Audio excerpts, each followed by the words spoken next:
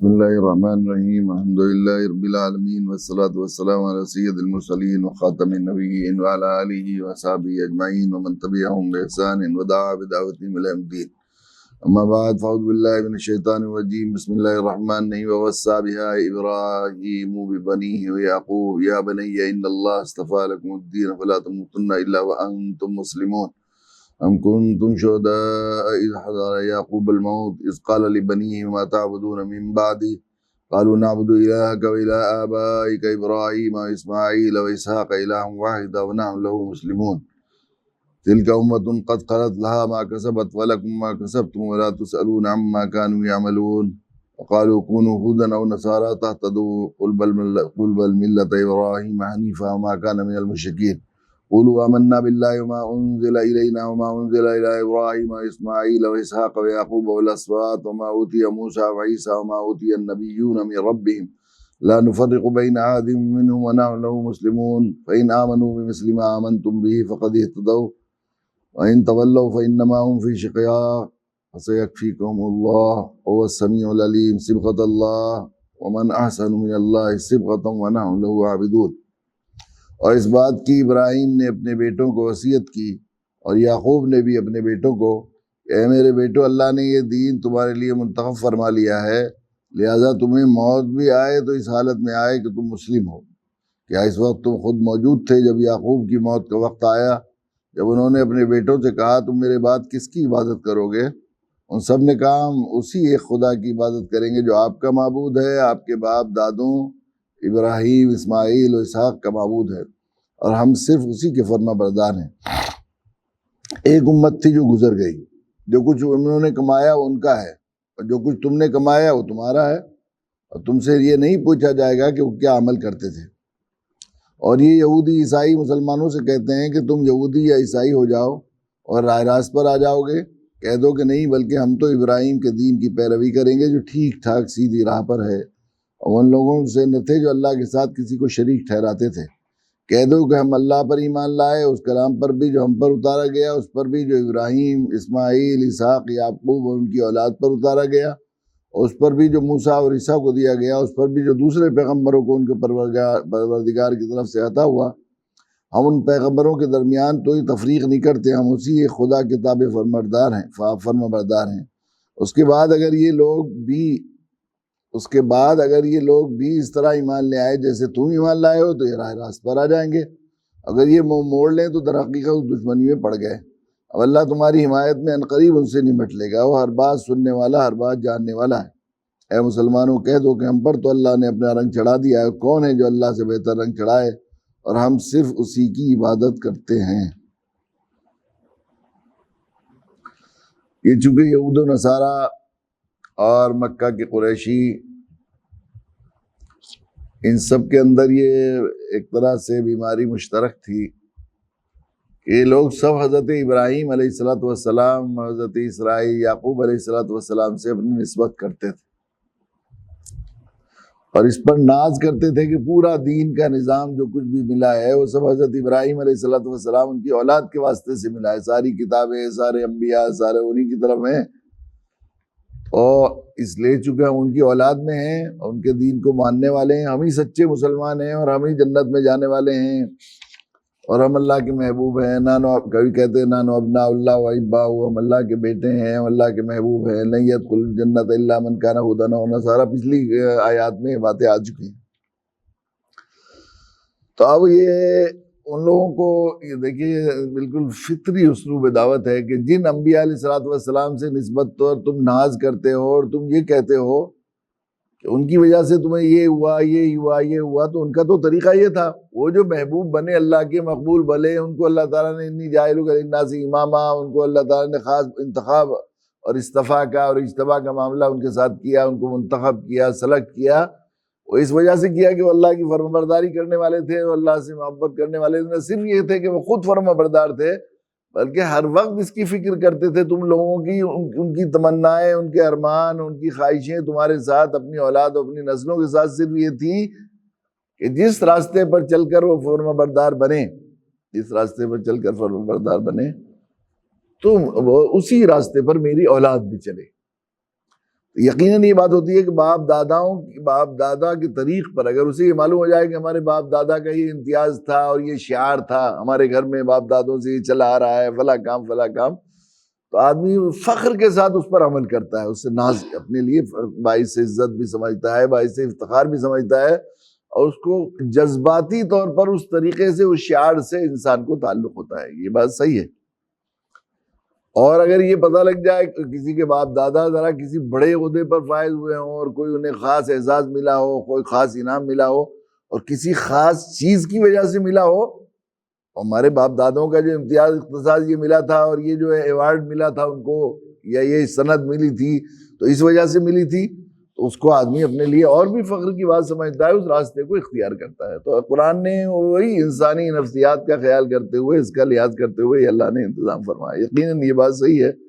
ہم لوگ یہ حضرت مولانا نور اللہ مرقدہ نے ایک زمانے میں ہمیں حکم دیا تھا کہ یہ جو درگاہیں ہیں، یقیناً یہ بات صحیح ہے کہ ہمارے یہاں ان لوگوں نے اتنا کام کیا اللہ کے نیک بندوں نے یہاں پر آ کر دین کی دعوت کے لیے جو لوگ آئے، ان سے آج بھی ہمارے یہاں برادران وطن خصوصاً ہندو قوم کو آخری درجے میں عقیدت پائی جاتی ہے. درگاہوں سے اور ان سے یہ لوگ آئے اللہ کے دین کے کام کے لیے، یقیناً یہ کیسے نافع بن کر آئے تھے، اللہ نے یہ کیا.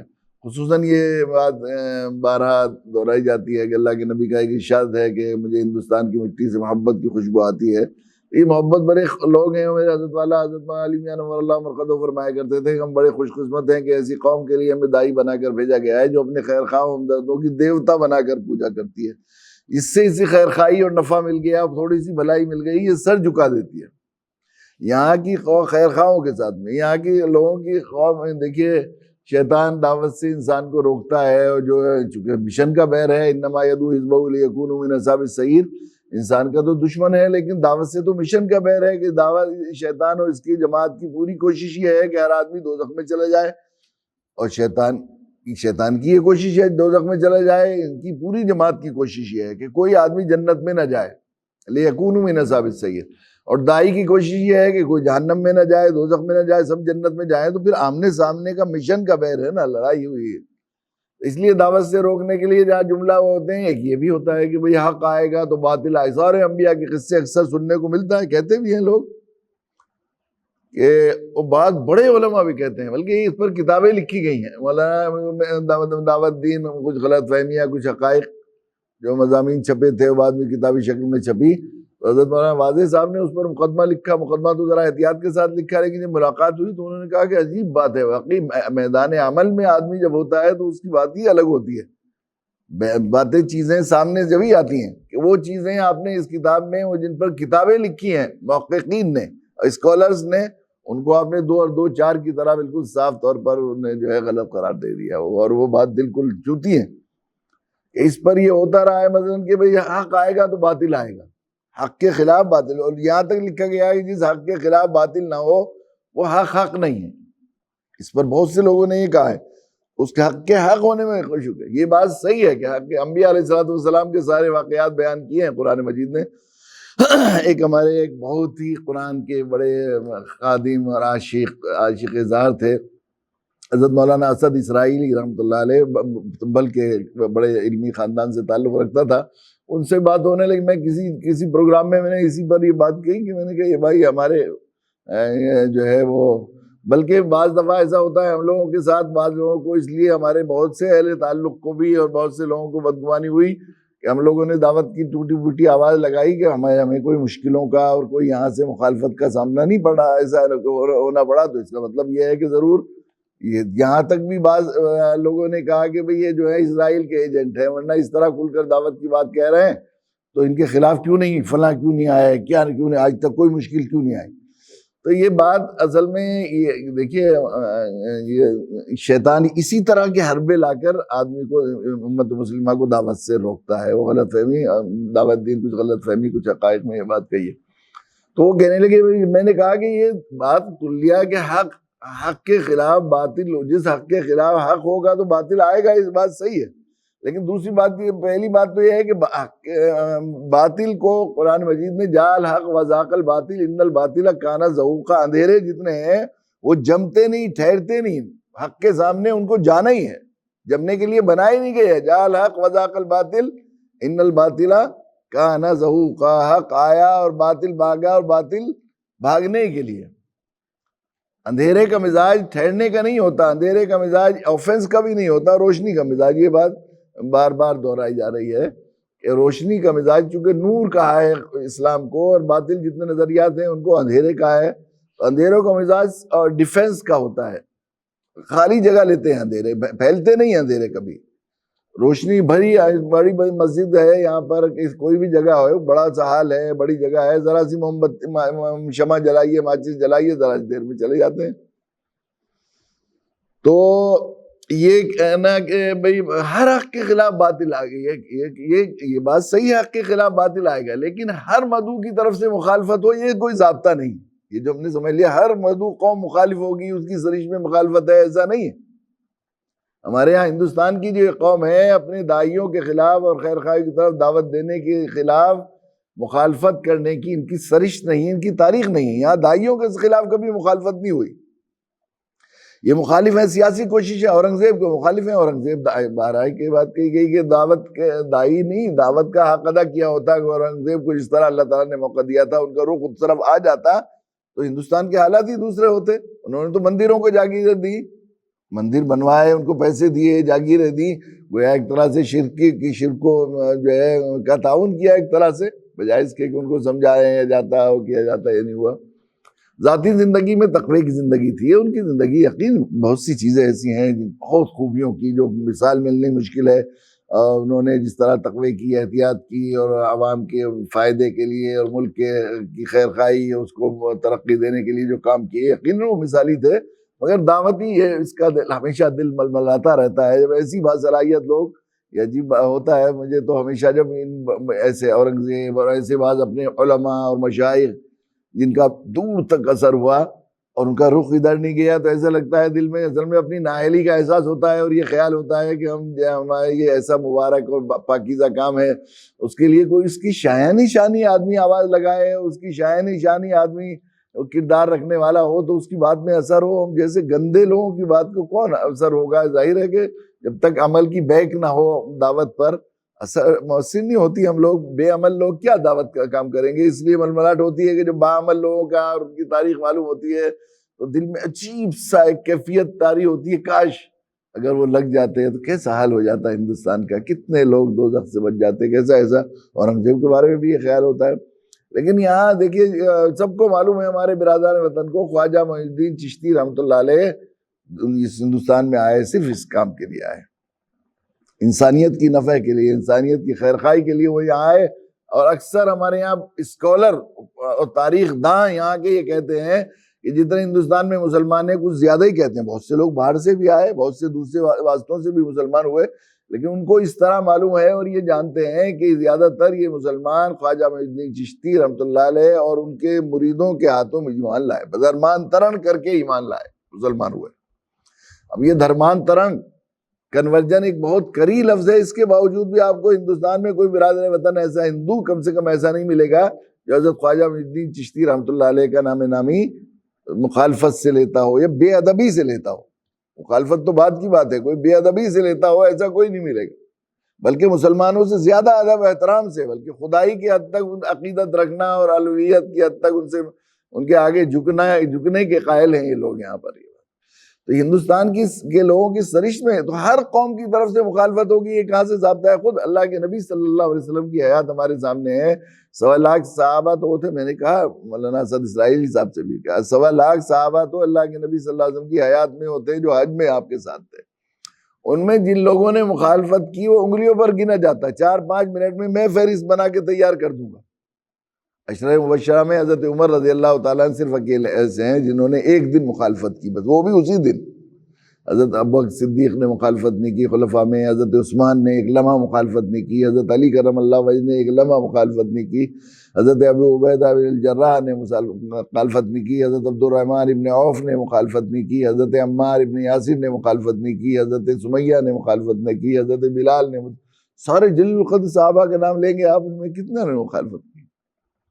اہل یمن نے مخالفت نہیں کی، اہل مدینہ نے، عام جو مدینہ کے تھے لوگ جو وہاں کے امی تھے جو مشرکین تھے انہوں نے مخالفت نہیں کی، یہود و نصارہ نے وہ بھی اندر سے مخالفت کی، سامنے وہ بھی نہیں آئے، سازشیں کی۔ 313 خطوط اللہ کے نبی صلی اللہ علیہ وسلم نے دنیا کے بادشاہوں، امیروں اور رئیسوں کو لکھے دعوت۔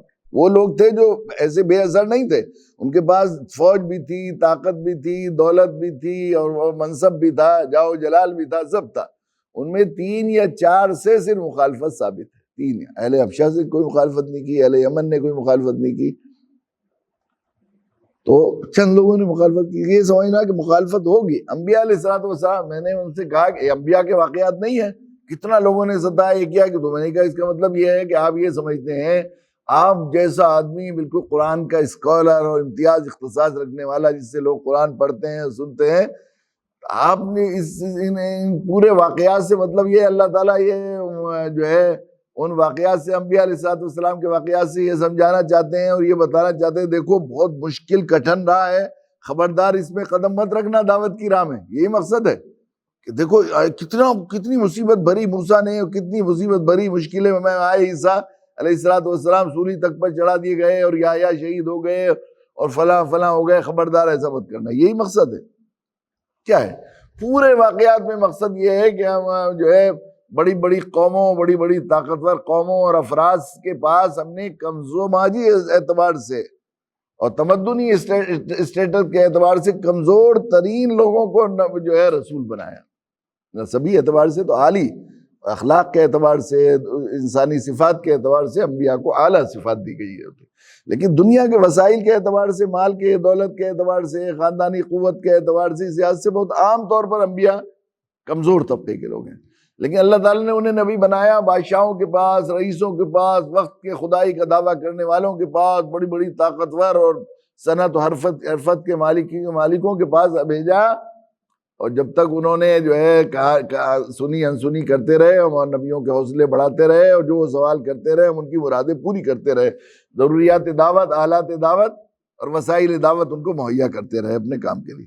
اور جب ان حد سے گزر گئی ان کی مخالفت اور دشمنی، اور انہوں نے جو ہے ہمارے نبیوں کی جان کو اور عزت کو اور آبرو پر جو ہے نگاہیں اٹھانی شروع کی، تو جس آنکھ نے دیکھا اس کو آنکھ کو نکال دیا، اور جس ہاتھ نے دیکھا اس ہاتھ کو جو ہے اڑا دیا، اور جان اور ان کی طاقتوں اور ان کی سلطنتوں پر اللہ کے نبی اور نبی کے ماننے والوں کو، جو ان کی تباہ کرنے والوں کو ہم نے قابض بنا دیا۔ یہ الم تر کیف فعل ربک بعاد ارم ذات العماد التي لم يخلق مثلها في البلاد وثمود الذين جابوا الصخر بالواد وفرعون ذي الاوتاد الذين طغوا في البلاد فاكثروا فيها الفساد فصب عليهم ربك صوت عذاب ان ربك لبالمرصاد۔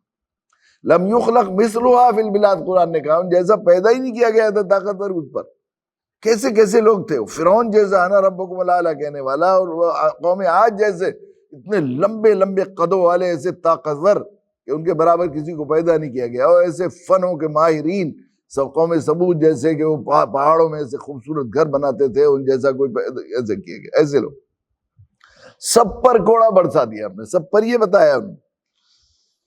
تو یہ وہ جو اب ان کو بتایا گیا ہے، یہ بات بتائی جا رہی ہے، اور یہ حضرت ابراہیم علیہ السلام، چونکہ ان سب کی نسبت اوپر جا کر ابراہیم سے، اور سب کو اس پر ناز تھا کہ ہم ابراہیم علیہ السلام سے تھے، تو ایک ایسا نقطہ اتحاد اور نقطہ جاذبیت قرآن مجید نے اس کا تذکرہ کیا کہ تاکہ آدمی جذباتی طور پر ان سے تعلق کی وجہ سے اسلام کو اور دین کو مان لیں۔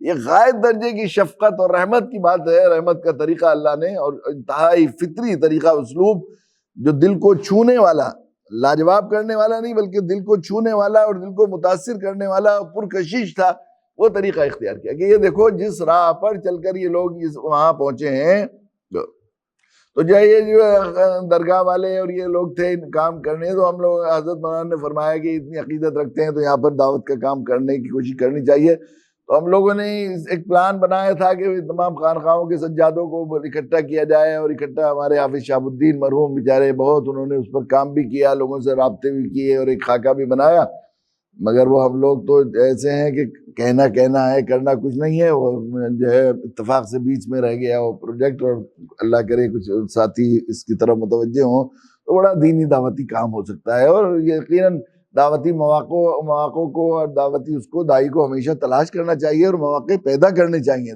بات کرنے کے. تو یہ سب سے بہتر طریقہ. چنانچہ وہ سیلانی میں مہاراشٹر میں اور کچھ ساتھیوں نے کام کرنا شروع کیا تھا. سال بھر میں وہاں تقریباً عرس ہوتا ہے تو 15 دن میں 5 سے 8 لاکھ 10 لاکھ لوگ تک آتے ہیں. اس میں اکثر ہندوز ہوتے ہیں.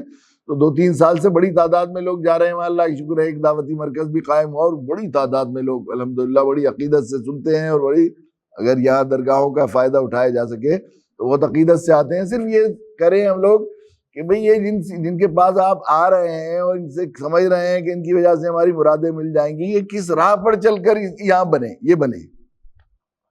یہ اصل میں یہی اسلوب جو قرآن کا ہے کہ ابراہیم اور یعقوب جن کی تم کرتے ہو یہ کس پر چلے. اس سے فائدہ اٹھا کر ہم لوگوں نے کہ وہی خانقاہوں کا پیغام انسانیت کے نام چھوٹے چھوٹے پمفلیٹ اس کے چھپائے جائیں اور کیے جائیں. چنانچہ ہوتا ہے ایسا. ہمیں معلوم ہوا ایک زمانے میں, مجھے واقعہ یاد آ رہا ہے کہ وہاں الور میں ایک راج گڑھ ایک جگہ ہے. راج گڑھ مسلمانوں کی بڑی بستی تھی, قصبہ ہے, لیکن وہاں اتنا قتل عام ہوا, 2-3 طرف سے راستہ آتا تھا, سارے کنویں بھر دیے. وہاں میوات قریب میں لگتا ہے تو میوات کے لوگ ان کی طرف کو پاؤں کرنا بھی منحوس سمجھتے ہیں, نحوست کی بات سمجھتے ہیں. ایسا ہو گیا ہے وہاں پر, اتنا قتل عام ہوا تھا, اتنا زیادہ ہوتا. تو وہاں ہمیں معلوم ہوا کہ وہاں کوئی ایک کمیونٹی ہے, ایک خاتون ہے, اس کے گھر میں اس نے اپنے کو بنایا ہوا ہے اور پیر کے دن اور جمعرات کے روز وہ کھڑے ہوتے ہیں, اکٹھے ہوتے ہیں سب اور کہتے ہیں یا اللہ مدد یا محمد مدد. بس یہ ان کی عبادت ہے. تو میں نے بھائی الیاس کو بھیجا, پھر ساتھی گئے, صاحب ہم لوگ بھی گئے وہاں. خیر وہ وہاں ایک شجاع الدین صاحب تھے, ایک بیچارے بیٹری والے, سب بھائی جان ان کو کہتے تھے, بڑی بس اکیلے مسلمان پوری بستی میں, ایک مسلمان مراد آباد کی طرف کے آگے رہنے لگے تھے, بیٹری کا کاروبار کرتے تھے.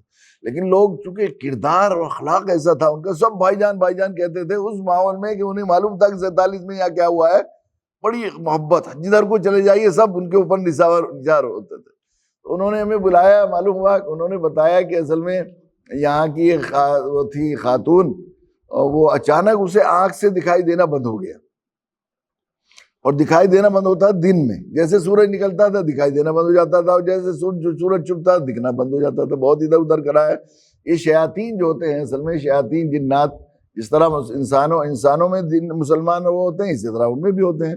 تو وہ انسان کے عقیدے کو گمراہ کرنے کے لیے طرح طرح کے ہیلے بہانے کرتے ہیں, بہت سی چیزیں کرتے ہیں. مطلب آواگمن کا سنا ہوگا آپ نے بہت سی جگہ کہ بھئی وہ فلاں جگہ بچہ پیدا ہوا, وہ یہ کہہ رہا میں فلاں جگہ پیدا ہوا تھا, اور میرے 3 بیٹے تھے, اور اونٹ کی گاڑی میں فلاں مر گیا تھا, میں ہو گیا تھا, وہ ہو گیا تھا. کہ مجھے معلوم ہوا ایسا ایسا ہو رہا ہے. وہاں انہوں ایک جگہ ہے رائے بریلی کے قریب, مجھے بتایا تھا. اس سے پہلے چونکہ مجھے کئی دفعہ سابقہ پڑ چکا تھا, اس لیے اللہ دعوت کا جب کوئی سرکار اپنے کسی کو کام کے لیے لگاتی ہے تو وسائل خود مہیا کرتی ہے. چونکہ یہ ایک مسئلہ ہے ہمارے ملک کا, تو اللہ تعالیٰ نے اسباب پیدا کیے. مجھے ایک جگہ جانا ہوا تو مجھے خیال ہوا کہ اس پر کوئی جن شیطان ہے جو اسے بتا رہا ہے وہاں کی معلومات. انہیں تو خبر ہوتی ہے, ورنہ یہ اتنا سا بچہ کیسے جانتا کہ میرا فلاں جگہ تھا, اونٹ گاڑی تھا. تو میں نے معوذتین پڑھ کر دم کیا. پہلے اس سے پوچھا کیا کیا ہے, تو اس نے کہا یہ بتا. پھر میں نے کہا معوذتین پڑھ کے دم کیا اس پر آیت الکرسی. تو وہ کہنے لگے, چھوٹی سی بچی, وہ کہتا تھا یہ. میں نے کہا بیٹا کیا بات ہے, کہاں پیدا ہوئے تھے؟ غصے ہو گیا, وہ ناراض ہونے لگا, گالی دے رہا تو مجھے, اور یوں ہے اور وہ ہے. تو وہاں انہونا میں بھی ایک بچی کے بارے میں معلوم ہوا کہ میں فلاں جگہ دادی تھی اور میرے 3 بیٹے تھے, ایک فلاں کام کرتا تھا. ایک چھوٹی سی بچی 7 سال کی, بھیڑ لگ رہی تھی کہ وہاں پیدا ہوئی تھی اور یہاں پیدا ہو گئی. تو مجھ سے کہا صوفی انیس صاحب نے, تو ہم لوگ گئے. میں نے کہا چلیے صوفی صاحب چلتے ہیں, دیکھتے ہیں کیسے آئی ہو گئی, کیسے پیدا ہوئی. جب اسے بلایا, میں نے 2-4 ذمہ دار لوگوں کو بلایا. میں نے کہا ذرا سنواؤ کیا کہتی ہے. کہ ہاں بیٹا تم کہاں پیدا ہوئی تھی؟ فلاں جگہ پیدا ہوئی تھی. کتنے سال کی عمر میں مری تھی تم؟ کیا نام تھا تمہارا؟ پہلا یہ نام تھا. کتنے سال کی عمر میں تھی؟ کتنے بیٹے تھے تمہارے؟ 4-5. یہ بتایا اس نے, بیٹے فلاں نام تھا میرا, رام کمار تھا, اور یہ تھا وہ تھا. تو میں نے دم کیا اس پر معوذتین پڑھ کر. تو جب ہم نے پوچھا اس سے کہ بیٹا تمہارے کتنے بیٹے تھے, تو وہ 12 سال کی بچی تھی. تو 8 سال کی ہے, 11 سال کی ہے, تو یاد نہیں رہا کتنے سال کی تھی. اچھی خاصی, یعنی ذرا اٹھان ٹھیک تھا اس کا. تو وہ فوراً شرم کی وجہ سے بھاگ گیا, میرے اولاد ایسے کرنے لگی. تو میں نے کہا اس پر ایک جن شیطان تھا جو انسان کو کرنے کی کوشش کر رہا ہے. تو یہ ہوتا ہے, اس طرح کی چیزیں ہوتی ہیں. تو ایسے ہی ان کے ساتھ بھی ذرا غیر اللہ کے سامنے جھکانے کی وجہ سے, کسی وجہ سے ایسے ہوا ہوگا. تو کسی نے ان سے کہا کہ نارنول جاؤ. اب نارنول جو ہے وہ ایک قصبہ ہے وہاں کا جو ہے مہندر گڑھ کا، 500 مسجدیں تھیں 47 سے پہلے، بڑے بزرگوں کے. اور شیخ نظام نارنول بھی سلسلہ قادریہ کے ایک امی بزرگ تھے جن سے ہمارے یہاں شاہ ابو الفتح رحمۃ اللہ علیہ پھلت کے وہ ان کے خلیفہ تھے، وہ جانشین تھے. اور انہی کے بعد ان کی کھڑاؤں تھی. کھڑاؤں کا واقعہ یہاں پر بہت چلتا ہے. وہ کھڑاؤں بھی یہی تھی پیدا. اور پہلے زمانے میں جس کے پاس کھڑاؤں اپنے جو ہے گرو بھی اور پیر بھی اپنے شیخ کو جس کو اپنا جانشین سمجھتے تھے کھڑاؤں سمجھے جائے تو گویا اس کا اتردائی اس کا جانشین ہے کھڑاؤں. گویا پھلت میں ان کی کھڑاؤں تھی اتفاق سے خلیفہ. تو وہ وہاں جایا کرتی تھی. وہ ہفتے ہر جمعے کو گئی، جیسے ہی جا کے جمعرات کو گئی اور جا کر وہاں وہ ٹھیک ہو گئی. اب ٹھیک ہو گئی تو وہ اپنے شوہر کے ساتھ ہر جمعے کو جمعرات کو جایا کرتی تھی. پھر ایک دن اسے خواب دکھائی دیا کہ تم اپنے یہاں استان بنا لو ہمارا، ہم وہیں آ جایا کریں گے. تو اس نے وہاں وہ ایک وہ بنا رکھی تھی قبر سی ان کی بیچاری نے، اور اس کے چاروں طرف کچھ مندروں کے اور کچھ مورتیاں بھی رکھ رکھی تھی، ہنومان جی کی اور شیو جی کی بھی، اور درگاہوں کے فوٹو بھی لگا رکھے تھے بہت ہی. تو اس میں وہ حتیٰ کہ وہ بہت بڑی کمیونٹی بڑھتی چلی گئی. لوگ شرک کا بہت ہے اس طرف. حدیث میں آیا میں اپنے بندے کے گمان کے ساتھ ہوتا ہوں. جب گمان آدمی مورتیوں سے کر لے، اس سے کر لے، اس سے باتیں مرادیں پوری ہونے لگتی ہیں. تو ان کی ہو رہی تھی تو کمیونٹی بڑھ. تو وہ بتا رہے تھے کہ اس بستی میں 72 خاندان یہاں سے از خود مسلمان ہو کر ہجرت کر کے چلے گئے. جس بستی میں ایک بھی مسلمان کو نہیں چھوڑا اور ہزاروں مسلمانوں کو قتل کیا، اللہ کی عزیز شان ہے. 72 خاندان میں بتایا کہ 2 ہائی کورٹ کے جج بھی ہیں، دلی ہائی کورٹ کے جج ریٹائرڈ ہو گئے، وہ بھی مسلمان ہوئے.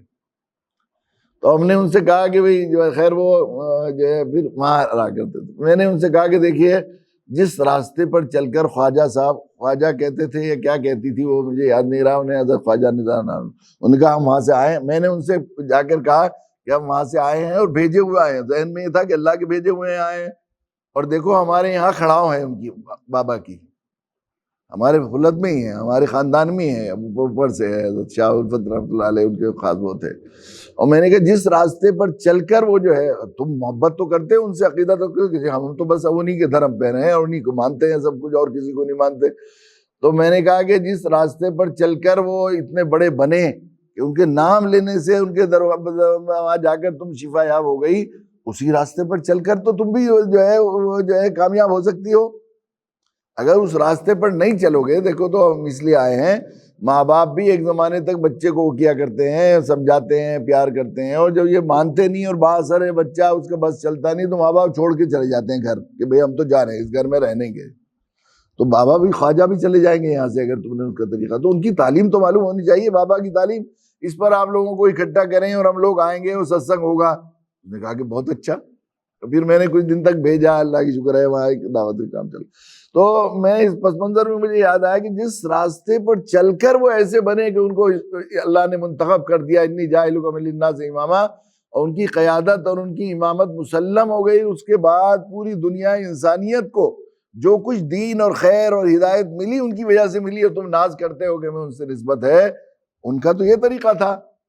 وَوَصَّىٰ بِهَا ابراہیم بنیہ وَیعقوب، انہوں نے تو وصیت کی تھی، ان کی تو یہ خواہش تھی، کلیجہ نکالا، وصیت کی تھی، یعنی تم سے یہ چاہت کی تھی. آخری مرتبہ وصیت جو کرتا ہے آدمی تو جو آخری خواہش ہوتی ہے وہ ارمان اپنے بچوں سے کہتے ہیں بچوں تم، اور اولاد کی بھی یہ بات ہوتی ہے کہ ذرا بھی تعلق ہو تو ماں باپ کی وصیت کو جان دے کر بھی اگر اسے پوری کرنی پڑے تو کرنے کی کوشش کرتا ہے. تو تمہاری تو یہی شان ہونی چاہیے تھی کہ وہ صرف اس کی فکر کرتے تھے. وَوَصَّىٰ بِهَا ابراہیم بِبَنِيهِ وَيَعْقُوبَ، ابراہیم، اور وہ دیکھو اب اس میں ابراہیم اور یعقوب دونوں کو ذکر کر دیا ہے. یہ کہ وہ یہود و نصارہ جو ہیں وہ حضرت یعقوب علیہ السلام سے اپنی نسبت کرتے تھے، بنی اسرائیل اپنے آپ کو کہتے تھے، اور یہ مکی یہ حضرت ابراہیم سے تینوں نسبت کرتے تھے کہ نہ صرف ابراہیم اسماعیلی لوگوں کی شان نہیں ہے، اسرائیلیوں کے لیے بھی یہی ہے. وَوَصَّىٰ بِهَا ابراہیم بنی یعقوب یا بنی ان اللہ اصطفیٰ لکم الدین، اے لوگوں تمہارے، اے میرے بیٹو، اللہ نے منتخب کیا تمہیں دین، یہ دین اسلام تمہارے لیے منتخب کیا، سلیکٹ کیا، چنا کیا، انعام کے طور پر تمہیں دیا. وَلَا تَمُوتُنَّ إِلَّا وَأَنْتُمْ مُسْلِمُونَ. بس تم جو ہے دیکھو اسلام پر جینا ہی نہیں، اسلام پر وَلَا تَمُوتُنَّ إِلَّا وَأَنْتُمْ مُسْلِمُونَ، مرنا بھی تمہیں، جینا بھی اسلام پر ہے اور مرنا بھی تمہیں اسلام پر ہے. جینا ابھی وہ ہماری بھانجی ہیں وہاں پاکستان میں، والد صاحب نے اس خیال سے کہ رشتے اسلام نے بھی اس کو پسند کیا ہے کہ رشتوں میں رشتہ جوڑے جائے تو محبت باقی رہتی ہے. افسوس یہ کہ عام طور پہ اس کی قدر نہیں کی جاتی. تو وہ پاکستان چلے گئے, پرانے عزیز و قریب رشتہ داری ختم سی ہوتی چلی گئی تعلقات سے. تو وہ بھانجیوں کی والد صاحب کی خواہش پر دوبارہ شادی ہو گئی. ہماری بھانجی جو ہمارے ساتھ رہتی تھی, وہ بیچاری بچی ہے فردیبہ اس کو, تو اس نے وہ ایک ڈائری کی وہ بھیجی امی سے, ہماری والدہ سے. انہوں نے جو ہے وہ چلتے چلتے جب جا رہی تھی, امی جان کچھ لکھ دو, ہماری بہن کا انتقال ہوا, ان کی بھی کچھ چیزیں لکھی. انہوں نے لکھا کہ دیکھو تم نے میرے فردیبہ تم نے اپنی ڈائری کے چکر میں میری 4 روٹیوں کا نقصان کر دیا. اب تمہارے ذمہ ہے کہ میرے مرنے کے بعد تم مجھے اتنی دیر تک, کتنی دیر تم نے وہ کیا ہے, اتنی دیر تک روزانہ یا کتنے قرآن پڑھ کر تم جو ہے مجھے ثواب پہنچانا ہے میرے مرنے کے بعد, تمہارے ذمہ ہے. یہ اس نے لکھا رانی بہن نے. لیکن امی نے جو آٹوگراف کو ایک طرح سے دستخط کیے لکھ کر دیے, اس نے کہا دیکھو اسلام پر جینا, اسلام پر مرنا. تو مجھے خیال آیا 2 لفظوں میں اتنی پیاری بات لکھ دی, بہت دل کو ابھی یاد آئی مجھے یہ پڑھ کر ایک دم اچانک. تو حضرت یعقوب اور حضرت ابراہیم نے بھی اپنے بچوں سے, یا بنیا ان اللہ اصطفیٰ لکم الدین, اسلام جیسی نعمت کو تمہیں دے دیا, دین اسلام دیا تمہیں, جھکنے کے اللہ کی فرمانبرداری, ولا تموتن الا وانتم مسلمون. خبردار اب موت تک اس پر جمنا, جینا اسلام پر, مرنا اسلام پر. پھر اللہ نے بتایا ام کنتم شہداء, کتنے پیارے انداز میں یہ بات ہے, تم اس وقت موجود تھے. یعنی دیکھو گویا بالکل منظر کشی کی ہے. جب آدمی کے سامنے منظر کشی کی جائے اور ایک خاص وہ کیا جائے تو ایک اور جذباتی ہو جاتا ہے نا. دیکھو موت کے وقت کسی کو بتایا جائے کہ ہم میں سے کسی کو بتائے, ہمارے ابا اپنے بچوں سے ہم یا اپنے گھر کے خاندان کے لوگوں سے کہیں کہ ابا کا انتقال تمہیں پتہ ہے, تم دیکھتے, کاش تم دیکھتے اس وقت جب ابا ہم انتقال ہو رہا تھا اور ہم لوگ چاروں طرف بیٹھے ہوئے تھے اور ابا یہ بات کہہ رہے تھے. اس طرح یہ بات کہی ہے, ہم کنتم شہداء اذ حضر یعقوب الموت, جب موت آ گئی اس پر جو تھی ابراہیم یعقوب علیہ السلام, موت ان کے سامنے حاضر کی گئی, یعنی موت کا وقت تھا.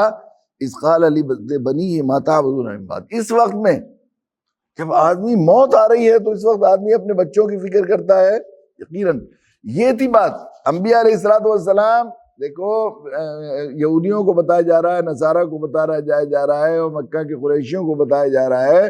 دیکھو یہ انبیاء علیہ السلام جن کو ہم نے منتخب کیا تھا, جو جن سے زیادہ کوئی ہوش مند کوئی نہیں تھا, جن سے زیادہ کوئی باخبر نہیں تھا بھلے برے کا, انہیں خوب سمجھا دیا گیا تھا, دنیا اور آخرت کی حقیقت ان کو سمجھا دی گئی تھی. انہیں تو وہ چیزیں جو تمہیں غیب کی باتیں سمجھا کر بتاتے تھے وہ ان کی آنکھوں کے سامنے ایک طرح مشاہدے کے طور پر رہتی تھی, اس لیے کہ انہیں بہت سی چیزیں فرشتوں کے ذریعے اور بہت سے معجزات ان کو عطا کیے گئے, ان کو سیر کرائی گئی جنت دوزخ کی. اللہ کے نبی صلی اللہ علیہ وسلم کو, ہمارے نبی کو, پیارے انبیاء علیہ السلام کے لیے بھی وہ چیزیں ہیں جو ہمارے لیے غیب ہیں, وہ مشاہدہ ہوتی تھی. وہ سب دیکھے بھالے ہوئے اور یقین کیے ہوئے ہوتے تھے. ان کو ہم نے پڑھایا ہے, وہ ایسے تھے, وہ جانتے تھے خوب, دنیا کی حقیقت کو بھی جانتے تھے اور آخرت کی حقیقت کو بھی جانتے تھے. انہیں معلوم تھا کہ دنیا, انہیں یہ بتانے کے لیے دنیا میں بھیجا گیا تھا کہ دنیا یہ سفر ہے, پڑاؤ ہے تمہارا, گزرگاہ ہے, یہ قیام گاہ نہیں ہے, یہ گزرگاہ ہے, یہاں سے گزر کے چلے جانا ہے, یہ سفر ہے عارضی. وما الحیات دنیا الا متاع الغرور, خواب کی حیثیت ہے دنیا کی. خواب میں آدمی رئیس ہو جائے, غریب ہو جائے, کیا ہوتا ہے؟ فقیر آدمی تھا, بھوکا ننگا, اور خواب میں بادشاہ بن گیا, پھر ہاتھ میں کٹورا دیکھا, آنکھ کھلی, تو کیا فائدہ اسے؟ وہ مشہور ہے لطیفہ کہ وہ بیچارہ بھوکا پیاسا انسان بہت ہی پریشان تھا, تو کسی مشکل سے نیند آئی تو اسے خواب میں کسی نے ایک مرغی ہدیہ دی, موٹی سی مرغی تھی. اس نے سوچا میں اسے بیچ لوں یا بھون کے کھا لوں تو بھوک مٹ جائے گی. اس نے کہا نہیں, اسے بیچ لوں گا تو میری کئی ضرورت پوری ہوں گی. بس گیا گلی میں جا کے مرغی خریدو, مرغی خریدو, خریدو خریدو کرنے لگا. تو گاہک بھی آ گیا خواب میں. اس نے کہا کہ ہاں کتنے کی ہے؟ اس نے کہا 10 روپے کی. 10 روپے کی تو بہت مہنگی ہے, 5 روپے کی لے. اتنی موٹی مرغی 5 روپے کی, اتنی, یہ تو بالکل مریل مرغی بھی نہیں آنے کی 5 کی. تو اس پر آپس میں بحث و مباحثہ کی تو آنکھ کھل گئی اس کی. اب اس نے سوچا نہ مرغی نہ پیسے, آنکھ بند کر کے کہنے لگا لا 5 ہی دے اچھا. لیکن وہاں تو نہ مرغی ملنے والی تھی نہ کچھ ملنے والا تھا نا. قرآن نے نقشہ کھینچا ہے, ربنا اخرنا الی اجل قریب نجیب دعوتک ونتبع. اللہ ہمیں بھیج دیجیے, اب ہمیں ایک دفعہ بھیج دیجیے, اب ہماری سمجھ میں آ گیا. لیکن اس کے بعد کچھ کو آنے کا موقع ملتا ہے, پھر تو ہاتھ بند کر کے, آنکھ بند کر کے کہتا رہے کہ 5 روپے دے, 10 روپے دے. یہ خواب کی زندگی ہے. اصل زندگی ہمیشہ ہمیشہ کی زندگی ہے, آخرت کی زندگی ہے. وہ زندگی ایسی ہے روایت میں آتا ہے یہاں کے مقابلے میں وہ زندگی آخرت کی اتنی طویل اور اتنی ہمیشہ کی زندگی ہے۔ اللہ کے نبی صلی اللہ علیہ وسلم نے کیسے پیارے شفیق نبی تھے، موٹی سے موٹی عقل کے آدمی کے ذہن میں سمجھانے اور اس کی اہمیت اور اس کی وقت اور اس کی ابد الاباد ہونے کی حیثیت سمجھانے کے لیے اس سے پیاری کیا اور مثال بتا سکتے ہیں کہ پورے زمین و آسمان کے درمیان جو ہے سرسوں کے دانے یا اس سے جو ہے وہ رائی کے دانے سے بھر دیا جائے، اور ایک چڑیا شاید 100 سال میں یا 1 سال میں، اس میں تھوڑا اشتباہ ہو رہا ہے مجھے، 1 سال میں ایک دانہ اٹھائے اور دوسری جگہ لے جائے، آئے لے جائے۔ تو اللہ کے نبی صلی اللہ علیہ وسلم نے ارشاد فرمایا کہ یہ دانے ختم ہو جائیں گے لیکن آخرت کی زندگی ختم ہونے والی نہیں۔ زمین و آسمان کے بیچ دانے 1 سال میں ایک چڑیا لے جائے گی تو کب تک ختم ہوں گے؟ یہ دانے ختم ہو جائیں گے۔ تو وہاں کی عیش وہاں کی عیش ہے، وہاں کی عزت ہے، اور وہاں کی جو کچھ بھی ہے وہ سب تو وہاں کامیاب ہو جائے، اور یہ دنیا بھی کامیاب ہوگی جب ایک اللہ کے سامنے جھکیں گے۔ یہ سمجھے ہوئے تھے انبیاء علیہ الصلوۃ والسلام کہ اصل دنیا میں رہنے اور یہاں بس جانا کے لیے اور صرف اس کو سنوارنے کی زندگی اصل زندگی نہیں ہے، بلکہ مرنے کے بعد کی زندگی کی کامیابی اصل زندگی ہے۔ اس کو سمجھانے کے لیے یہ لوگ آئے تھے۔ تو یہ تو مرتے انتقال کے وقت میں کلیجہ نکال رہے تھے، سمجھا رہے تھے ہم کنتم شہداء اذ حضر احدکم الموت اذ قال لبنیہ ما تعبدون من بعدی، اپنے بچوں کو، اپنے بیٹوں کو، اپنے ہمارے حضرت والا حضرت مولانا علی میاں نور اللہ مرقدہ اس آیت سے بہت زیادہ آج کل کے ہندوستان اور بر صغیر کے ماحول میں اور دنیا کے ماحول میں مادیت کے دور میں اور دجالی فتنے کے دور میں یہ یقیناً یہ بات ہے جہاں ایمان کو چھیننے اور مادیت پر زور دینے اور بس اس دنیا کو سب کچھ سمجھ لینے، اسی کی طرف تحریک چلائی جا رہی ہے اور چاروں طرف سے ایمان پر یلغار ہو رہی ہے۔ ایسے وقت میں سب سے زیادہ فکر کرنے کی اگر یہ ہے انسان کے لیے تو یہ ہے کہ میرے بعد تم کس کی پوجا کرو گے؟ ما تعبدون من بعدی۔ حضرت اس آیت کو فرماتے تھے حضرت یعقوب علیہ السلام نے اپنے بچوں، پوتوں، نواسوں اور سب کو اکٹھا کیا اور یہ بات فرمائی کہ دیکھو میرے بچوں سنو تو صحیح، میری پیٹھ میری کمر جو ہے قبر سے لگنے والی نہیں، مجھے اطمینان نہیں ہوگا قبر میں جب تک تم مجھے اس بات کا اطمینان نہ دلا دو کہ تم میرے بعد کس کی عبادت کرو گے۔ یقیناً یہ اور حضرت فرماتے تھے کہ اس کی فکر سب کرتے ہیں ہم لوگ، کتنی کم عقلی کی بات ہے کہ میرے مرنے کے بعد میرے بچوں کا کیا ہوگا، اس دنیا میں کیا ہوگا، لیکن یہ اس کی فکر نہیں کرتے بچوں کے مرنے کے بعد کی ایک ہمیشہ کی زندگی ہے۔ اصل بچوں کی کامیابی ہے، بچوں کی محبت اور ان کی خیر خواہی کا تو اس پر انحصار ہے کہ بچوں کے مرنے کے بعد کی زندگی کامیاب بن جائے، اس کی فکر نہیں کرتے۔ انبیاء علیہ السلام ہوش مند تھے، انہیں معلوم تھا دنیا کی حیثیت خواب کی ہے اور زندگی ہمیشہ کی ہے، سرائے فانی ہے اور اس کے بعد کی زندگی ہے۔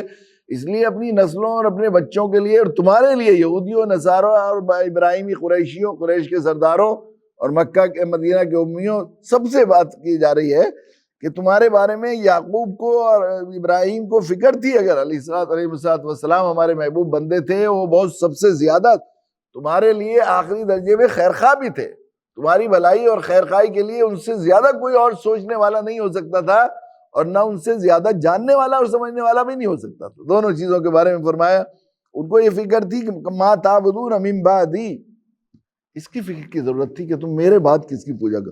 قالوا نعبد الہک و الہ آبائک ابراہیم و اسماعیل و اسحاق الہ واحد، کیونکہ پوری زندگی انہوں نے وہی سکھایا تھا، ایک اللہ توحید شرک سے بچانا سکھایا تھا، انہوں نے اپنا ماحول بنایا تھا، پورا بتایا تھا شرک کی مذمت و برائی، اور ایک اللہ کے علاوہ انہوں نے اور انہوں نے تو بڑے بڑے امتحان دے کر توحید کے اس میں پاس کیا تھا، کمپٹیشن واتمہن، تمام کر دیا تھا، انہوں نے پورا کر دکھایا تھا اپنے اس کو، جن چیزوں میں آزمایا گیا توحید کے سلسلے میں آزمایا گیا تھا، تو انہوں نے کہا کہ اے ہمارے ابا، اے ہمارے دادا، اے ہمارے نانا، ہم کس کی پوجا کریں گے؟ ساری زندگی اس کا سکھایا، نعبد الہ کا آپ کے باپ و الہ آبائی کا آپ کے آبا کی ابراہیم و اسماعیل و اسحاق الہ واحد ونحن لہ مسلمون، ہم اسی کے آگے جھک رہے ہیں،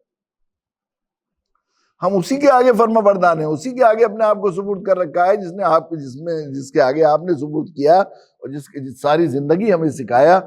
تو وہ تو جن سے تم نسبت کرتے ہو، جن کی نسبت پر ناز کرتے ہو، جس نسبت کی وجہ سے کہتے ہو ہم سب سے محبوب ہیں، اللہ کے پیارے ہیں، ان کا طریقہ، ان کا طرز زندگی تو یہ تھا، وہ تمہارے بارے میں یہ چاہتے تھے، تمہاری خیر خواہی اس میں سمجھتے تھے، تم اس کو چھوڑ کر دوسرا راستہ، نافرمانی کا راستہ اور اللہ کے علاوہ غیر اللہ کے آگے جھکنے کا راستہ، حضرت عیسیٰ اور مریم کو خدائی تک لے جانے کا راستہ، حضرت عزیر کو خدا کے بیٹا بنا کر خدا کی خدائی میں شریک کرنے کا راستہ اختیار کر رہے ہو، تل کا امت قد خلت، یہ ایک قوم امت تھی جو گزر گئی، لہا ما کسبت ولکم ما کسبتم، جو انہوں نے کیا ان کو ملے گا، جو تم کر رہے ہو یہ نہ سمجھو کہ ان کی نیکیوں کی وجہ سے تم نجات پا جاؤ گے، ولا تسألون عما كانوا يعملون، اور تم سے ان کے بارے میں نہیں سوال ہوگا، ان سے تمہارے بارے میں، ولا تزر وازرۃ وزر اخری، غلطی پر چلنے والا، شرک کرنے والا، گناہ کے راستے پر چلنے والا ہرگز ہرگز آباء و اجداد کی نیکی یا ان کی نسبت سے فائدہ نہیں اٹھا سکے گا۔ یہ بات بتائیے۔ اب یہاں پر جو ہے، جہاں یہ دعوت کا یہ اسلوب اختیار کیا گیا ہے، دلکش اسلوب اختیار کیا گیا ہے، اور یہ بات سمجھانے کی کوشش کی گئی ہے کہ جن آباء و اجداد کی نسبت سے تم ناز کرتے ہو، ان پر جو ہے فخر کرتے ہو، ان کا راستہ یہ تھا، اور جن کی کہتے ہو کہ ان سے ہمیں محبت ہے اور ان کے تعلق کا اظہار کرتے ہو، ان کی خواہش اور چاہت، مرتے مرتے ان کی چاہت تم سے یہ تھی کہ تم مسلمان بنو اور اسلام پر قائم رہو اور اسلامی پر جیو اور اسلامی پر مرو، اور ایک اللہ کے علاوہ کسی اور کی پوجا نہ کرو، صرف ایک الہ کی پوجا کرو۔ انہوں نے اپنے بچوں کو اپنی یہی تربیت دی تھی، تمہیں بھی اس طریقے پر چلنا چاہیے۔ بات وہاں ایک اہم ترین دعوتی اصول اور دعوتی گر یہ بھی بتایا گیا ہے کہ انبیاء علیہ السلام کے واقعات قرآن مجید میں ذکر اسی لیے کیے گئے ہیں بار بار، تاکہ وہ جو ہے تجربوں سے اور جو کامیاب ترین، دیکھیے کسی بھی لائن کو سیکھنے کے لیے اس لائن کے کامیاب ترین لوگوں کے تجربوں سے انسان فائدہ اٹھاتا ہے۔ تو دعوت کو سیکھنے کے لیے دعوت جو ہے کامیاب ترین داعیوں کے تجربات سے فائدہ اٹھایا جائے گا۔ کیا کون سی لائن میں انہیں زیادہ نفع ہوا، ان کی دعوت، ان کی تجارت کو نفع زیادہ کیسے ہوا، کمپنی کیسے چلی، فیکٹری فلاں صاحب نے جو یہ پروڈکٹ بناتے ہیں ان کو دنیا میں کیسے یہ جو ہے ان کا پروڈکٹ چلا، تو آدمی اس کی کوشش کرتا ہے۔ تو دعوت کے سلسلے میں انبیاء علیہ السلام کی دعوت کو کیسے قبول عام نصیب ہوا اور کیسے اللہ نے انہیں کامیابی عطا فرمائی، کیا چیزیں تھیں وہ جن کو انہوں نے لحاظ کیا، تو انبیاء علیہ السلام کے واقعات ذکر کیے گئے ایک کے بعد ایک۔ اس میں حضرت جو ہے پہلے ایک دفعہ بھی کبھی یہ بات مسلسل برسبیل تذکرہ یہ بات آتی رہتی ہے کہ سب سے زیادہ حضرت موسیٰ علیہ السلام کا قرآن مجید نے ذکر کیا۔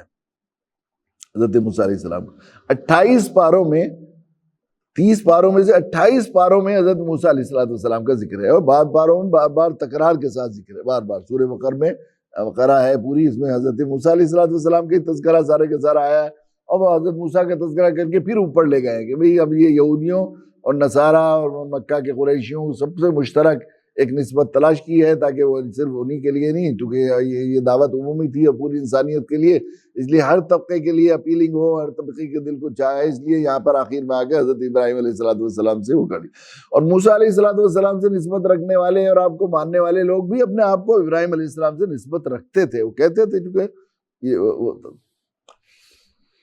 تو یہ چونکہ حضرت موسیٰ علیہ السلام بھی حضرت یعقوب کی اولاد میں تھے، حضرت یعقوب حضرت اسحاق کی، اور حضرت اسحاق حضرت ابراہیم علیہ السلام کی اولاد میں ہے، تو حضرت موسیٰ بھی حضرت ابراہیمی کی نسل سے تھے نا، اس لیے ان کو بھی اس سے جو ہے خاص محبت اور خاص مناسبت تھی کہ اپنے آباء و اجداد میں حضرت ابراہیم علیہ السلام کو شمار کرتے تھے۔ تو حضرت موسیٰ علیہ السلام کا ذکر کیا ہے، علماء نے لکھا ہے، میں اس لیے نہیں حضرت موسیٰ علیہ السلام کا ذکر زیادہ کیا ہے کہ حضرت موسیٰ علیہ السلام کا واقعہ کچھ زیادہ دلچسپ تھا، قرآن کوئی ناول ہے، اسے دلکش بنانا ہے اپنی کتاب کو، تو آدمی ایسے واقعات سنائے کہ لوگ جیسے شروع کریں تو ختم کیے بغیر نہ بات بنے، ایسا نہیں ہے، بلکہ اس میں بڑی حکمت یہ ہے کہ امت محمدیہ صلی اللہ علیہ وسلم کے لیے یہ دعوتی نصاب ہے اور دعوتی پورا ایک طرح سے کتاب ہدایت، کتاب دعوت ہمیں دی گئی ہے کہ امت مسلمہ کے لوگوں کو مختلف انبیاء علیہ السلام کے طریقے پر دعوت کا سابقہ پڑے گا، اور جس طرح کا سابقہ پڑے ان انبیاء کی تجربات سے فائدہ اٹھائے۔ کچھ لوگ ایسے ہوں گے جو مذہبی فرما روا اور پیشوا ہوں گے، انہیں حضرت زکریا اور حضرت عیسیٰ علیہ السلام کے طریقے پر سابقہ پڑے گا۔ کچھ لوگ ایسے ہوں گے جو مذہبی مملکت کے مالک ہوں گے، بادشاہ ہوں گے اور ذرا عہدوں پر فائز ہوں گے، انہیں حضرت سلیمان علیہ السلام کی طرح۔ کچھ لوگ ایسے ہوں گے کارخانے دار ہوں گے، انڈسٹریلسٹ ہوں گے اور میوزیشین یا کسی ایسے آلات وغیرہ میں کسی ایسی چیزوں میں لگیں گے، تو حضرت داؤد علیہ السلام کی طرح سابقہ پڑے گا۔ وہ دعوت میں آئیں گے تو انہیں اس طرح پڑے گا. کچھ لوگ جیلوں میں محبوس ہوں گے، قید ہوں گے، تو حضرت یوسف علیہ السلام سے فائدہ اٹھائیں گے. سب سے زیادہ حضرت موسیٰ علیہ السلام کی طرح سے واسطہ پڑا. اسی طرح ان کو منتخب کیا جائے گا. زیادہ تر لوگوں کو ملت کے جتنے بڑے داعی اللہ تعالیٰ نے ان سے کام لیا ہے، ان کے انتخاب کا بالکل مسوی انداز. اسی طرح کہ آگ لینے کو جائیں پیغمبری مل جائے. کہاں سے اللہ تعالیٰ نے دعوت کی شروعات کر دی اور کہاں سے سکھا دیا دعوت، یہ دیکھیں گے آپ. اکثر جو دنیا میں آج بھی کام کرنے والے ہیں ان لوگوں کے حالات پڑھے میں نے، تو مجھے اندازہ ہوا کہ بالکل 100% ان کے ذہن میں دعوت خواب و خیال میں بھی نہیں تھی. اچانک اللہ تعالیٰ نے انہیں دعوت کے لیے منتخب کر دیا اور کھڑا کر دیا، لگا دیا جس کا ایسا ہوتا رہا. پھر اسی طرح وہ سماجی اعتبار سے پہلے کمزور ہوں گے اور طاقتور لوگوں کے پاس جائیں گے، تو اسی طرح پھر اللہ تعالیٰ وسائل عطا فرمائیں گے. تو حضرت موسیٰ علیہ السلام کا واقعہ قرآن مجید میں ذکر کیا ہے. تو قرآن مجید میں نے حضرت موسیٰ علیہ السلام کو وہاں بھیجا دعوت کے لیے فرعون کے بعد. تو موسیٰ علیہ السلام بنی اسرائیلی قوم کے فرد ہیں جو سماجی اعتبار سے نسبی عالی لحاظ سے تو انبیاء کی اولاد ہیں، سب سے عالی نسب وہی ہیں. لیکن دنیاوی اعتبار سے وہ ان کے یہاں جھاڑو پوچھا اور برتن دھونے والے لوگ تھے، ان کی خدمت کرتے تھے، بچوں کو دودھ پلاتے تھے، ان کے یہاں آتے تھے، گویا غلام اور محکوم قوم تھی. قبطیوں کی جو ایک قوم تھی، یہ فرعون کی قوم تھی جن کا بادشاہ تھا وہ انا ربکم الاعلیٰ کہا کرتا تھا. اس کے بعد حضرت موسیٰ علیہ السلام کو دعوت کے لیے بھیجا. تو حضرت موسیٰ علیہ السلام صاحب کو وہ تفصیل تو بارہا مسلسل گزشتہ سال بھی شاید جب شروع کی گئی تھی تو ذکر کی گئی تھی، لیکن اس میں یہاں پر یہ مجھے اس وقت خاص طور سے اس پس منظر میں، ان آیات کے پس منظر میں جو حضرت موسیٰ علیہ السلام کے اس واقعے سے جو ہے وہ استفادہ کرنا ہے، وہ سمجھنے اور سمجھانے کی کوشش کرنا ہے، وہ یہ ہے کہ حضرت موسیٰ علیہ السلام بڑے ناز و نعام سے پلے تھے. اور جب اللہ تعالیٰ نے نشانیاں اور معجزے دے کر فرعون کے پاس بھیجا، اذهب الى فرعون انه طغى، فرعون کے پاس جاؤ، بڑی طغیانی میں ہے، ان کو دعوت دو. وہ ہدایت دی، فقولا له قولا لینا، ذرا نرمی سے بات کرنا اور ذرا سختی سے مت بول دینا اور یہ ہونا یہ کرنا، یہ سب باتیں بتائی. تو حضرت موسیٰ علیہ السلام نے کہا کہ یا اللہ میں تو بہت کمزور بھی ہوں اور مجھے دعوت کے کام کے لیے وسائل کی زیادہ ضرورت ہے، اور آپ کو مجھ سے اپنا کام لینا ہے تو اسے بالکل آسان اور حلوہ بنا کر سارے مسائل خود انتظام کر کے مجھے بھیجنا ہوگا. تو مجھے اور بھی چاہیے چیزیں. تو چونکہ داعی کی ہمیشہ مراد پوری کی جاتی ہے، اس لیے اللہ کی طرف سے حکم ہوا ہوگا کہ موسیٰ بتاؤ کیا کیا چاہیے. حضرت موسیٰ علیہ السلام نے ایک لمبی فہرست دعوتی وسائل اور ضروریات کی اپنے ایک جو ہے پیش کی. سورۃ طٰہٰ میں ذکر قال رب اشرح لی صدری ویسر لی امری، اللہ میرا سینہ کھول دیجئے، آپ بتائیے تو صحیح کہ میں بنی اسرائیلی قوم کا فرد ہوں، کہ غلام اور محکوم قوم سے فرد ہیں. پھر میں فرعون کے ٹکڑوں پر پل کر آیا ہوں، اسی کے گھر رہا ہوں، اس کا کپڑے پہنے ہیں، اس کا کھانا کھایا میں، اس کے سامنے جا کے آگ سے آگ ملا کے اتنی بڑی بات کہہ دوں کہ تم خدائی تمہاری ختم ٹھنڈی اور ایک خدا کے آگے اور تم غلام بن جاؤ، تو میرے لیے کتنا مشکل کام ہے. پھر یہ بات ہے کہ میں قتل کے جرم میں آیا ہوا ہوں، وہاں سے مجھ پر مقدمہ ہے 302 کا، قتل کا مقدمہ لگا ہوا ہے، پولیس میرے پیچھے پھر رہی ہے. پھر میری زبان میں بھی لکنت ہے، میں صاف صاف بات بھی نہیں کر سکتا. بچپن میں آگ میں نے منہ پہ رکھ لی تھی تو زبان میں لکنت تھی حضرت موسیٰ علیہ السلام. تو رب اشرح لی صدری، میرے سینے کو کھولیے کہ میں جا کے کروں، ہمت مجھے دینی پڑے گی. ویسر لی امری، مشکل کام مجھ سے ہوتا نہیں، آپ جانتے ہی ہیں مجھے، اپنے کام کو آسان کرنا پڑے گا مجھ سے کام ہے. واحلل عقدۃ من لسانی، اور زبان کی یہ جو لکنت ہے اور رکاوٹ ہے اسے بھی کھولنا پڑے گا. اور یفقہوا قولی، ایسے مضامین مجھے سکھائیے، ایسی بات ایسا اسلوب کہ اس کے دماغ میں آ جائے. یفقہوا قولی، میری بات سمجھ. واجعل لی وزیرا من اہلی، اور میرے گھر سے میرے خاندان والوں میں سے میرے بھائی ہارون کو وزیرا من اہلی، ہارون جو سب سے زیادہ قریبی ہے میرا، جس سے جذباتی تعلق ہے، ہارون اسے میرے ساتھ میں نبی بنائیے، اس سے میرے ساتھ شریک کیے. واشرک فی امری، اور میری کمر کو اس سے مضبوط کیجیے اور میرے ساتھ کئی نسب بھی ہے کثیرہ ونذکرہ کثیرہ، تاکہ میں خوب آپ کی بڑائی بیان کروں، پاکی بیان کرتے جاؤں. میرے اللہ نے میری جھولی بھر دی. یہ قرآن نے یہاں یہ بات ذکر کی ہے. تو اللہ تعالیٰ کی طرف سے داعی کی مراد اور دعوت اللہ کے یہاں کتنی محبوب ہے. انبیاء سارے محبوب بندے، سارے انبیاء کے واقعات، ہر واقعے میں یہ بات ہے کہ داعی نبی نے جو اپنی دعوتی ضرورت کے لیے جو سوال کیے، وہ سوال ان کے فوراً پورے کیے گئے، ان کی ناز برداری کی گئی، ان کو نوازا گیا، ان کو جو ہے ان کو عزت دی گئی، ان کو نصرت غیبی سے مالا مال فرمایا، ان کو تمام چیزیں دی گئی. تو یہاں بھی یہ نہیں کہا کہ موسیٰ اتنی لمبی فہرست اتنی ساری چیزیں ایک دم کہہ دی، چلو جو ضرورت پڑتی رہے گی چلو درخواست ہمارے آفس میں دے دو ہم غور کریں گے مثبت انداز میں۔ آج کل منتری کہہ دیتے ہیں نا، نہیں ہم اس پر آپ کے اس پر غور کریں گے، ضرور اس پر وہ کیا جائے گا، جو کچھ ہو سکے گا کریں گے، یہ بھی کہہ دیتے ہیں کبھی۔ اچھا ڈال دیجیے، یا کچھ آپ اب لے لو آدھی دو تو اب پوری کچھ دن اور انتظار کرو دوبارہ لے لینا، یہ بھی نہیں کہا۔ قَالَ قَدْ أُوتِيتَ سُؤْلَكَ يَا موسیٰ، قرآن نے خود کہا کہ اے موسیٰ دیا جو مانگ رہے ہو۔ اب نبوت کوئی فرمائشی چیز تھوڑا ہی ہے۔ اب میں کہا کرتا ہوں مظفر نگر کی زبان میں، اللہ حضرت موسیٰ علیہ السلام سیدھ پر اڑ گئے کہ میرے بھیا کو نبی بناؤ تب جاؤں گا میں تو اپنے کام آپ کے کام کے لیے، تو چلو تمہارے بھیا کو بھی نبی بناتے ہیں۔ یہ دعوت کی خاص محبوبیت مقبولیت کا، تو اس میں ایک بڑا یہ ہے کہ یہ سکھانا مقصود ہے کہ جب دائی اپنے دعوتی کارواں کو لے کر چلے تو اسے چاہیے کہ اپنے خونی رشتے کے لوگوں کو اپنے دعوتی کارواں میں سب سے پہلے شامل کرے۔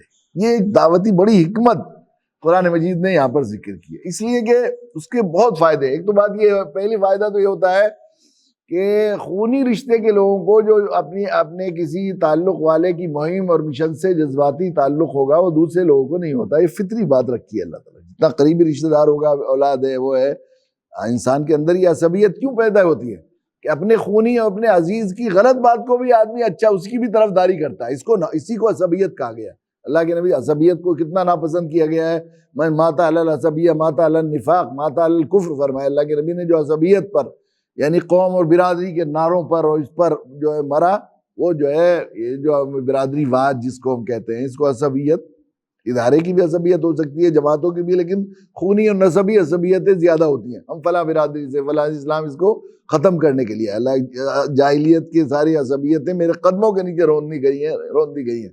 اللہ کے نبی صلی اللہ علیہ وسلم نے آخری حج کے موقع پر یہ بات فرمائی۔ تو وہ عصبیتیں جو ہے جس کے بارے میں فرمایا کہ جو عصبیت کے نعروں پر مارا گیا وہ کفر پر مرا، نفاق پر مرا۔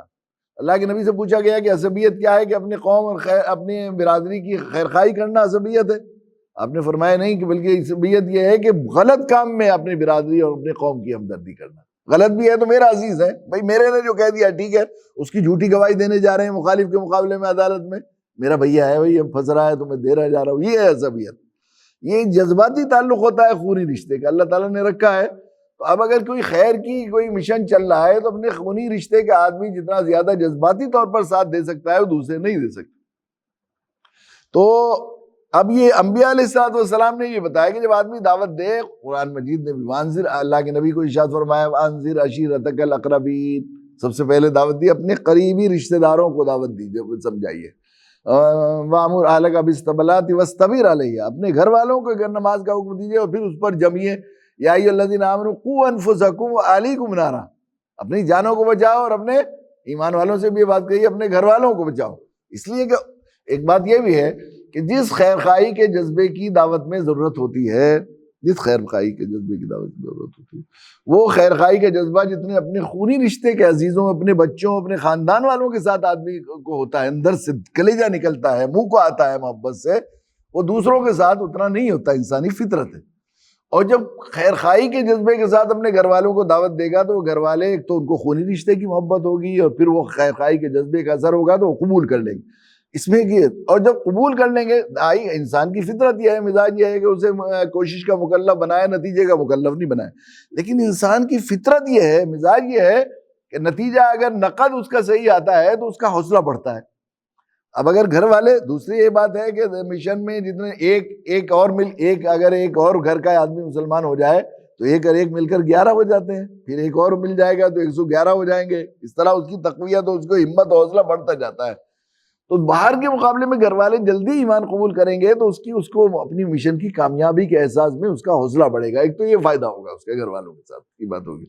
دوسری ایک بات یہ ہے کہ کسی بھی مشن کسی بھی داعی اور کسی بھی ریفارمر اور مصلح کی بات کو، کی صداقت کو دیکھنے کے لیے لوگ اس کے گرد و نواح، اس کے خاندان والے کے لوگوں کے حالات کو دیکھتے ہیں۔ اگر خاندان والے اگر اس کو قبول کرتے ہیں اور اچھے ہوتے ہیں تو آدمی اس کی بات میں وزن ہوتا چلا جاتا ہے۔